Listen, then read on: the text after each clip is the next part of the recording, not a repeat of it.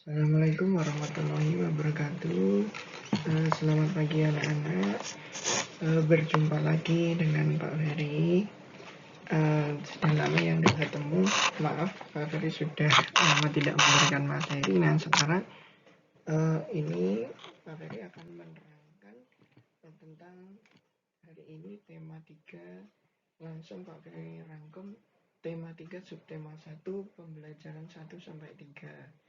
Pertama-tama, nah, Pak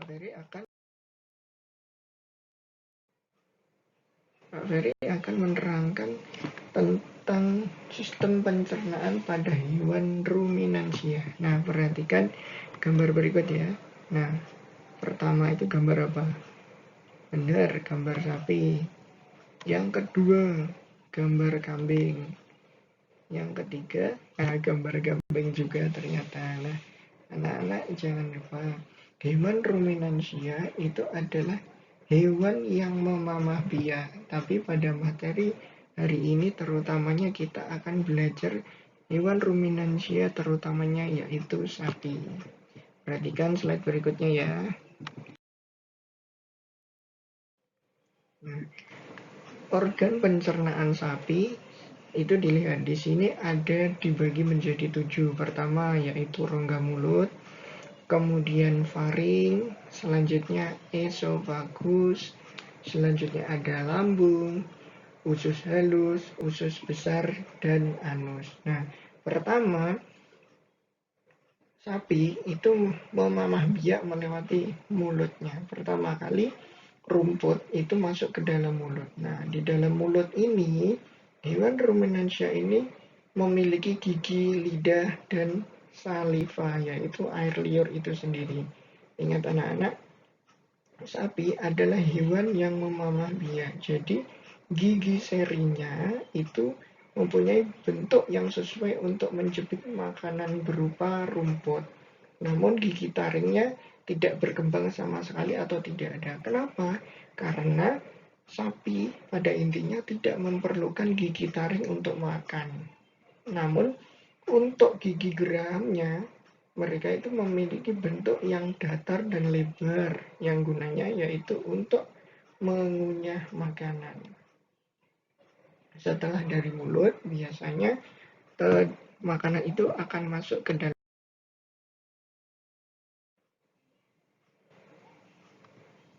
Nah, makanan dari mulut akan masuk ke faring, yaitu saluran yang merupakan lewatnya makanan yang ditelan ataupun juga udara yang pernapasan yang masuk ke dalam situ. Selanjutnya, setelah dari faring, itu akan masuk ke esofagus.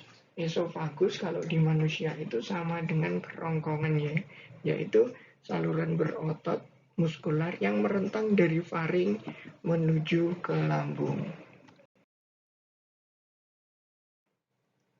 Nah, setelah dari kerongkongan atau esofagus tadi itu masuk ke lambungnya sapi. Tapi ingat, lambungnya dari sapi itu sendiri tidak sama dengan manusia. Lambung daripada sapi itu dibagi menjadi 4. Ada rumen, kemudian retikulum, kemudian omasum, baru yang terakhir nanti ada abomasum. Nah, perhatikan bentuk dari organ lambung sapi itu sendiri yang dibagi menjadi 4. Nah, berikut ini adalah yang dinamakan rumen atau dinamakan perut jalan. Nah, di sini pencernaan pada sapi itu sendiri di rumen ini dibantu oleh mikroba atau sejenis bakteri yang gunanya yaitu untuk mengaduk makanan yang ada di dinding rumen ini. Jadi fungsinya dari mikroba atau hewan kecil tadi, bakteri tadi, yaitu untuk membantu pencernaan daripada sapi. Nah, bakteri yang ada di dalam rumen itu antara lain misalnya ini dibagi ada bakteri pencernaan selulosa, antara lain Bacterodesus cyanogenes, Ruminococcus flecis, dan lainnya. Itu gunanya bakteri ini adalah mencerna selulosa yang ada pada tanaman.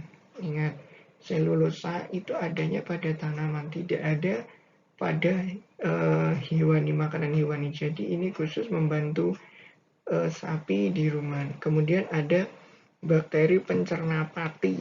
Pati itu adalah zat tepung. Antara lain ada Bacteroides amylopilus, ada Streptococcus bovis, dan sebagainya. Kemudian ada bakteri pencerna gula, yaitu Treponema brianti, dan ada Lactobacillus ruminus. Selanjutnya, ada bakteri yang membantu pencernaan protein pada sapi, yaitu Clostridium sporogenus dan Bacillus lisiniformis. Selanjutnya, nah di dalam rumen tidak hanya ada bakteri, namun juga ada protozoa atau makhluk bersel satu yang membantu pencernaannya, yaitu di sini ada yang dinamakan holytrid. Gunanya dari protozoa holytrid ini adalah membantu mencerna karbohidrat yang fermentable. Apa itu fermentable? Yaitu karbohidrat yang difermentasikan atau dibusukkan untuk membantu penyerapan nutrisi yang ada pada makanan tersebut. Kemudian ada protozoa oligotik, yaitu berfungsi untuk mencerna karbohidrat yang lebih sulit sekali dicerna, dan dibantu oleh protozoa ini. Nah, selanjutnya ada perut kitab, dilihat seperti gambar ini. Nah, ini yang disebut perut kitab atau retikulum. Selanjutnya di sini ada perut masam atau yang disebut dengan omasum, dan yang abomasum. Nah, abomasum inilah, nah yang terakhirnya ada abomasum. Abomasum inilah perut yang sebenarnya. Maksudnya perut sebenarnya itu gimana? Yaitu perut yang hampir menyerupai miliknya manusia, berfungsi untuk mencerna makanan dengan menggunakan enzim, yaitu enzim HCl. Nah, pencernaan pada sapi itu urutannya ada seperti ini ya. Tadi dari mulut, kemudian masuk ke faring, kemudian ke kerongkongan atau esofagus, kemudian masuk ke rumen, kemudian masuk ke retikulum. Nah, dari retikulum ini biasanya nanti bisa kembali ke mulut lagi untuk dicerna lagi atau digiling lagi, kemudian baru masuk ke omasum, masuk ke abomasum, kemudian ke usus halus, usus besar, dan kemudian ke anus. Nah, ini ya, terutama anak-anak perhatikan. Dari makanan tadi masuk ke lambung, kemudian terjadi proses pembusukan dan fermentasi oleh enzim selulase yang dihasilkan bakteri dan protozoa yang Pak Ferry terangkan di depan tadi. Setelah itu, makanan tadi menuju ke retikulum yang dibentuk menjadi gumpalan-gumpalan kasar atau yang disebut juga dengan bolus. Nah, bolus-bolus ini tadi yang katanya Pak Ferry dikeluarkan kembali menuju ke rongga mulut.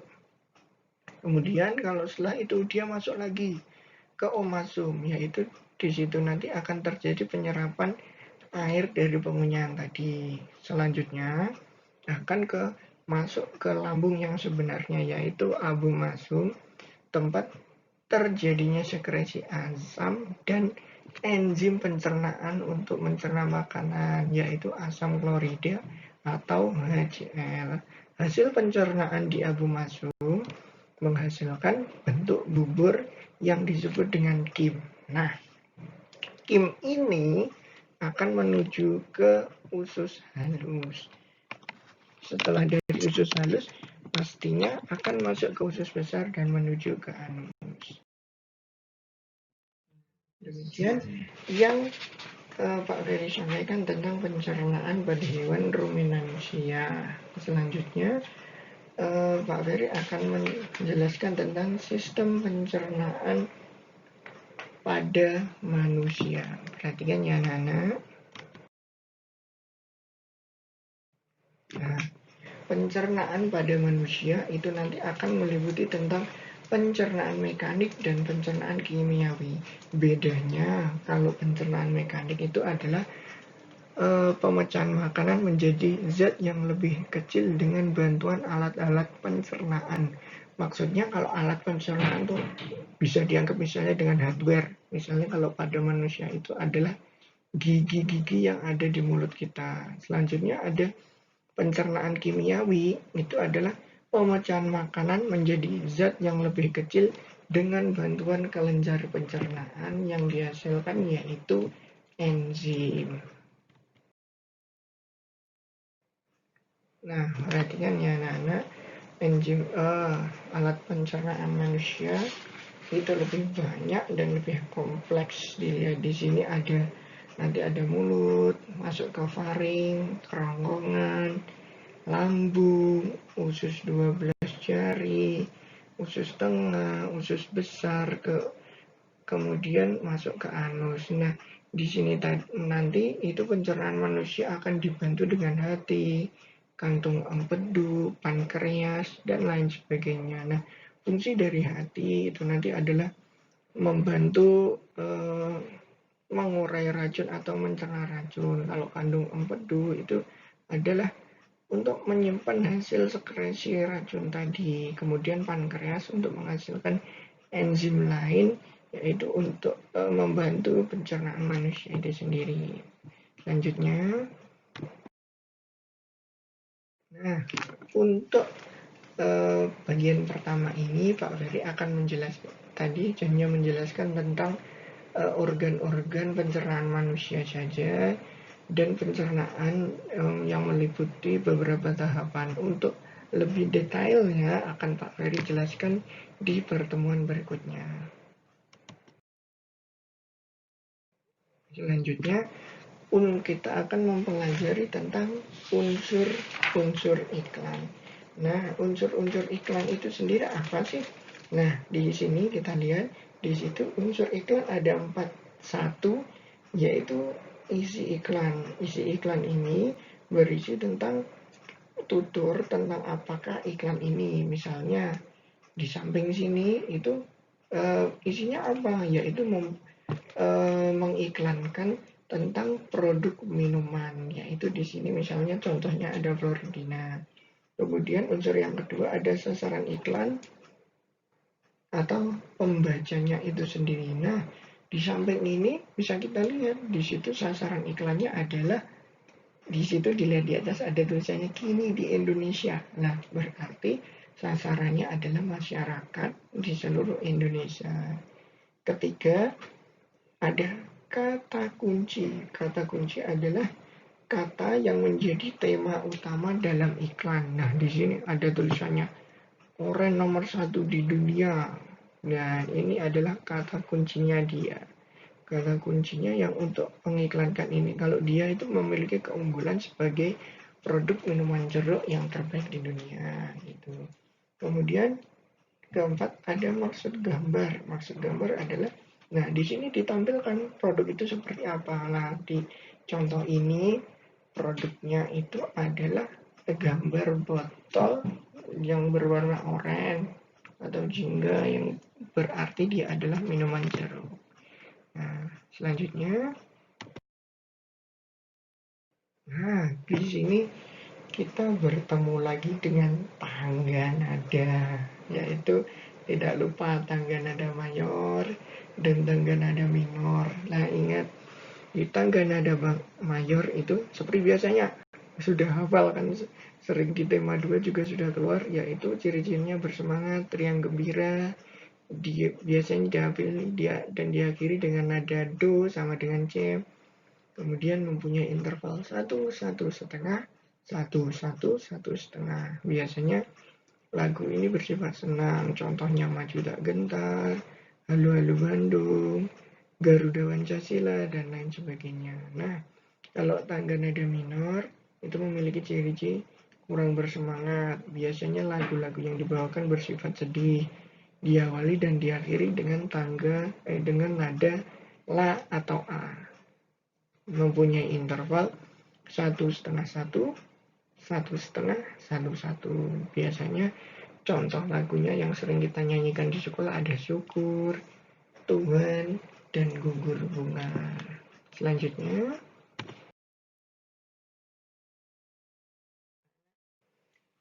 pada selanjutnya kita akan membahas tentang interaksi sosial dalam masyarakat. Nah, interaksi sosial itu sendiri apa sih? Nah, lupa nggak sosial itu apa? Sosial adalah, ada yang tahu? Nah, betul. Interaksi sosial adalah hubungan timbal balik yang dilakukan masyarakat antara anggota masyarakat satu dengan yang lainnya. Nah,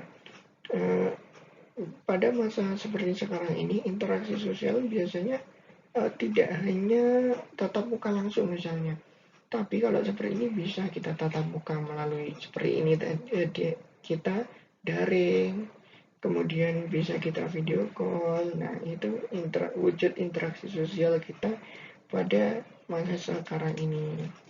Nah, biasanya interaksi sosial itu tidak luput dari komunikasi, yaitu penyampaian pesan dari seseorang kepada orang lain, baik itu langsung maupun tidak langsung. Nah, tujuan interaksi sosial dalam masyarakat itu banyak, antara lain seperti yang tertulis di sini ada menjalin persahabatan, memperoleh bantuan dari orang lain, menyelesaikan masalah bersama, melaksanakan kerjasama yang saling menguntungkan, dan merundingkan suatu masalah yang timbul. Kenapa?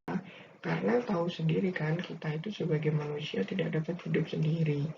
Manusia itu pada intinya adalah makhluk sosial, yaitu makhluk yang untuk hidup memenuhi kebutuhan hidupnya membutuhkan atau memerlukan orang lain juga. Jadi tidak dapat hidup sendiri. Nah, demikian pembelajaran dari Pak Ferry hari ini. Diingat baik-baik, ini bisa di-replay ulang atau direka ulang, di-replay biar kalian itu bisa menyerap lagi, bisa mencerna apa yang diterangkan Pak Ferry. Nah, setelah itu, setelah memahami ini semua, kalian bisa merangkum dan kemudian menyelesaikan tugas dari Pak Ferry agar lebih paham tentang apa yang Pak Ferry jelaskan hari ini. Terima kasih anak-anak. Sampai jumpa lagi di penjelasan atau pemaparan Pak Ferry selanjutnya. Terima kasih. Wassalamualaikum warahmatullahi wabarakatuh.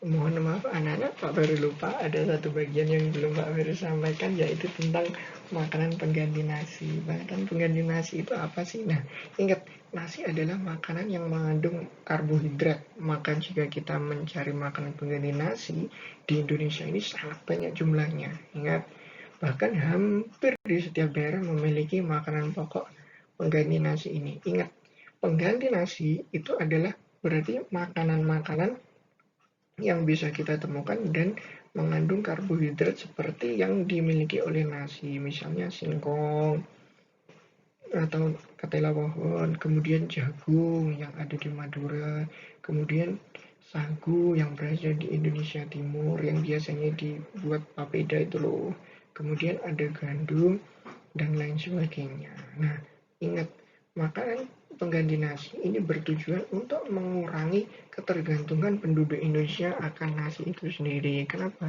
Karena pada intinya Indonesia adalah negara yang kaya, jadi tidak perlu kita selalu tergantung kepada nasi, karena banyak makanan pengganti nasi yang bisa kita konsumsi jika tidak ada nasi itu sendiri. Nah, demikian sedikit tambahan dari Pak Ferry. Terima kasih. Assalamualaikum warahmatullahi wabarakatuh.